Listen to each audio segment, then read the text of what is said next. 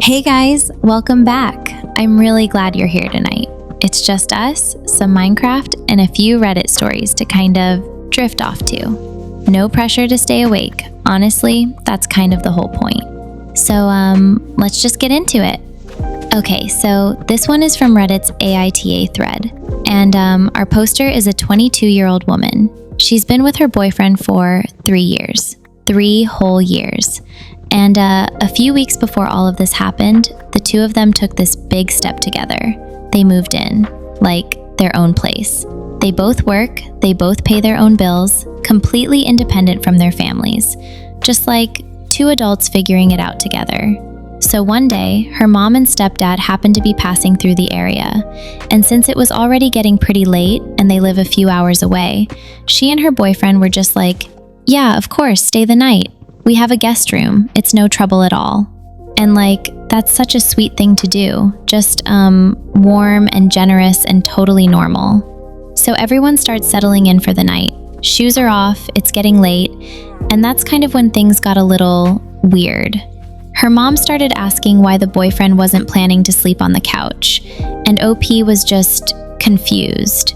She was like, we share a bedroom. That's where we sleep, together, in our house. The house we pay for. So, a little context here. Her mom is pretty old-fashioned. She wasn't exactly thrilled about them moving in together in the first place, but she had kind of like held her tongue for most of the visit. And I guess that goodwill just ran out. The mom told the boyfriend he needed to sleep on the couch, or the floor of their own bedroom, which is just kind of wild. OP said no, and she pointed out pretty reasonably that nothing inappropriate was going to happen with her parents right down the hall. But it didn't matter. Her mom pulled out the classic, I'm your mother and you should do what I ask. And then the stepdad kind of jumped in too, basically asking her to just go along with it. Keep the peace, don't make it a whole thing. Nobody moved, nobody gave in. The night just kind of didn't get resolved. And eventually her parents just left. Got a hotel room nearby, and the next morning they drove home. A little while later, OP got a text from her mom, and it wasn't pretty. She called her and I'm quoting here, a sinful little girl. Said she raised her better than that, which, yeah, eek. And then her mom did what moms sometimes do, I guess. She told a family member, an aunt. And the aunt called OP and was like, look, I know your mom can be a lot, I get it. But just be the bigger person, apologize, smooth it over. Meanwhile, her boyfriend is fully on her side. His parents are on her side. His siblings are on her side. So she came to Reddit, laid the whole thing out and asked, am I the bad guy here? And I think, we kind of all know the answer, but I'd love to hear what you think. Drop it in the comments. All right, let's keep going.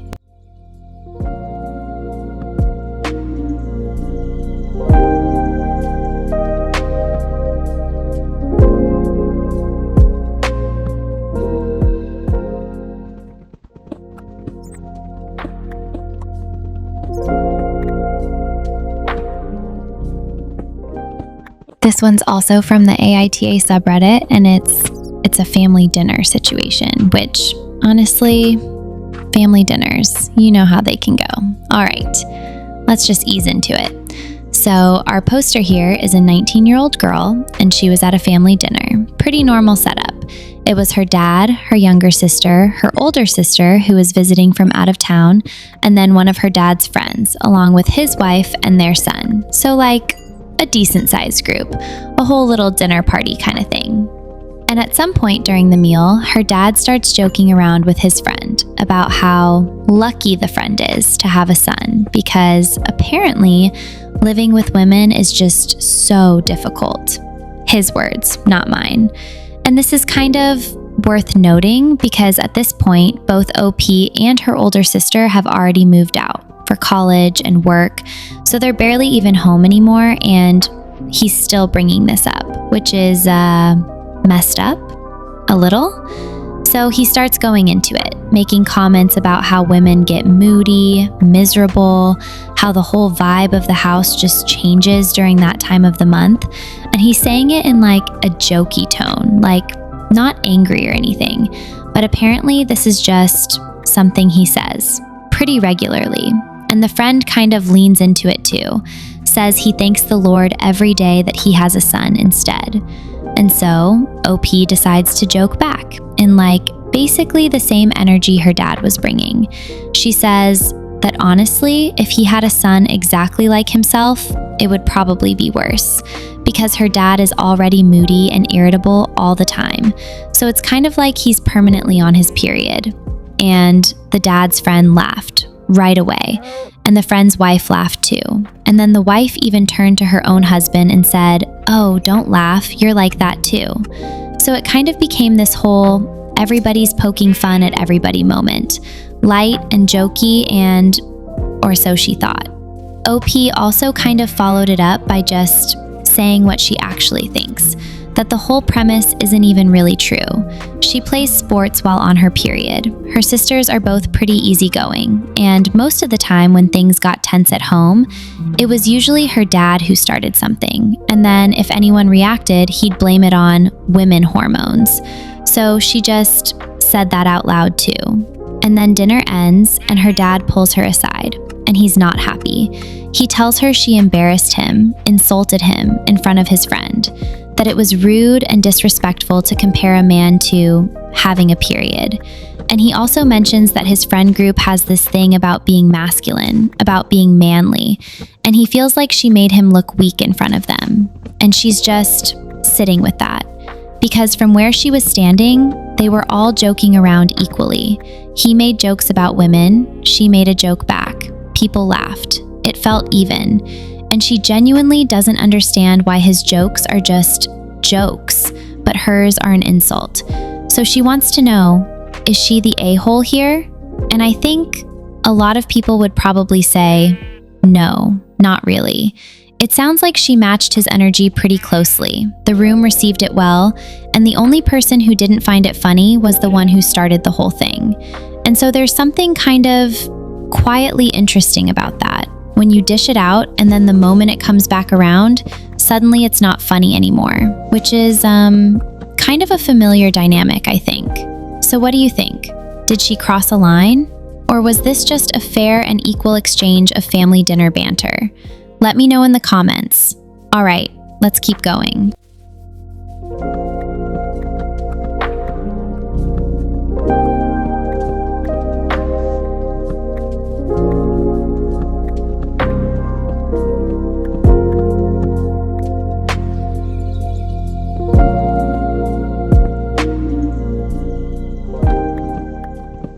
This is one of those family situations that's like kind of delicate, where everyone involved seems like a pretty reasonable person, and yet somehow feelings still got hurt.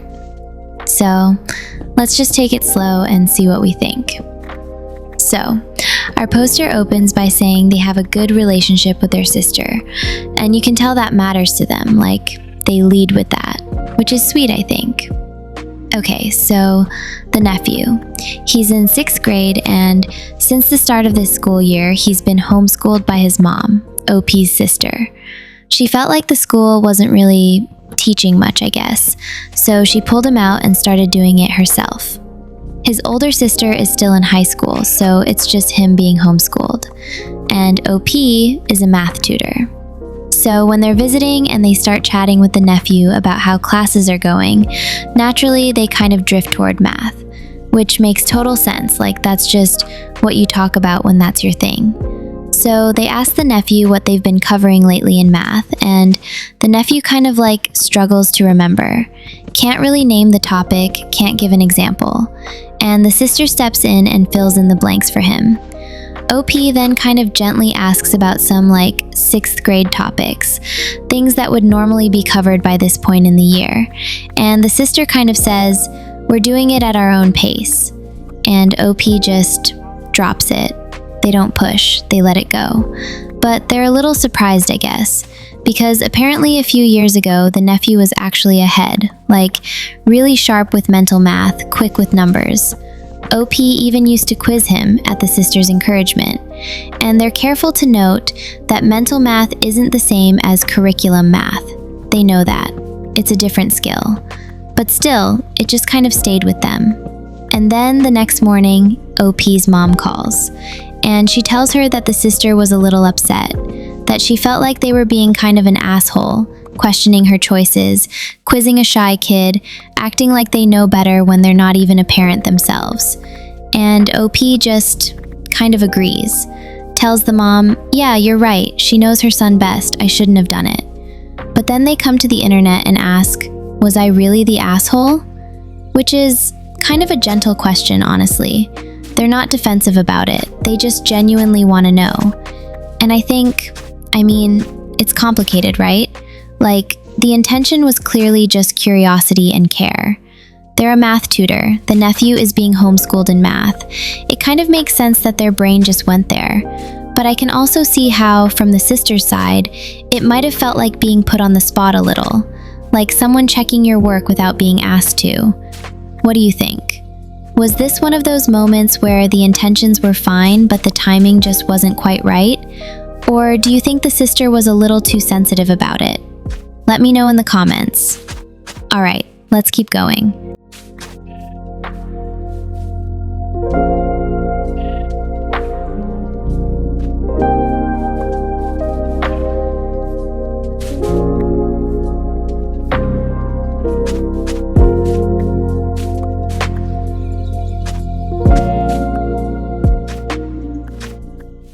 Okay, this is from the AITAH subreddit. And this one is, it's a lot, so just settle in. So our poster is a single mom. She's finishing up the last few months of some kind of qualification. I guess like a professional certification or degree, something she really needs to complete. And about 2 months before this story starts, she and her preschool-aged daughter were attacked by a dog. And I just want to pause there for a second because that's genuinely terrifying. They were trapped, someone actually had to break in to stop the attack. And OP was recovering from hand surgery, and her daughter was dealing with anxiety and PTSD, and so was she. So this is already a really hard time. Now, she also has a sister, Sarah, and Sarah's partner, Mark, and they just had their first baby, which is lovely because they'd had several miscarriages before that, so this baby was really precious to them. Here's where it gets kind of complicated though. Their mom had been helping out, picking up the OP's little girl from kindergarten a few hours a week, so she could keep working toward her qualification. But Sarah and Mark, they wanted their mom available to them constantly, 24/7, in what they were calling a lockdown. And for the first week, their mom was actually doing both, picking up the grandkid, dropping her off, then OP would drive her mom over to Sarah's house after. The baby and the little girl had no contact at all. Everyone was vaccinated, nobody was sick. And OP, she was also cooking meals for Sarah and Mark, doing their shopping, because apparently Mark was leaving the house up to 6 times a day to shop, and she just thought, okay, I can help reduce that. But then, Sarah sent a message saying that our narrator was, quote, threatening her newborn baby's life. And our narrator said that hit her really hard, because it had been 2 months. 2 months since her daughter's life was actually threatened by a dog attack. So to hear that phrase used like that was a lot to absorb. And then a few days later, Mark sent a message, a long one. And I'll just read a bit of it because she said she didn't have enough characters to include the whole thing. But he said she was disgusting and unforgivable, that she was selfish for denying Sarah the same courtesy she'd apparently been given.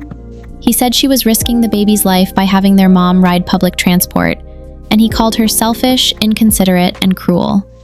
And she says every single line of that message was inaccurate, so she blocked them, which I think is, honestly pretty understandable given the circumstances. And it's been 8 months since then.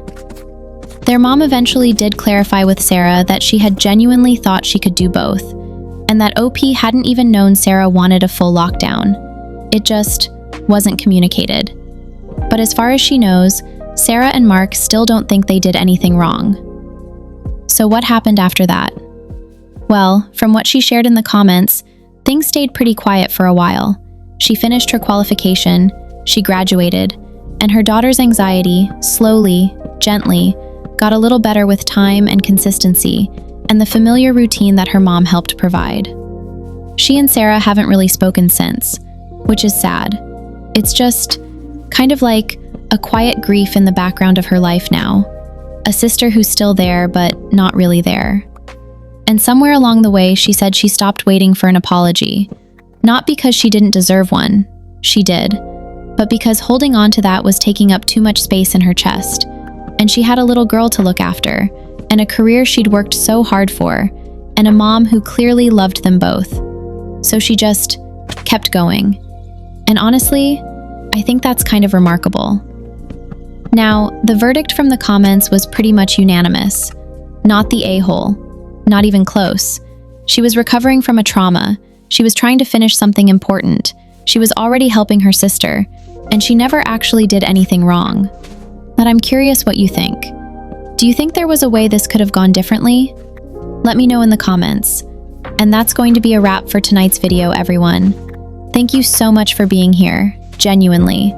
Whether you were watching to wind down or fall asleep, or just have something calm in the background, I really hope it helped even a little. Take care of yourselves, get some rest, and I'll see you in the next one.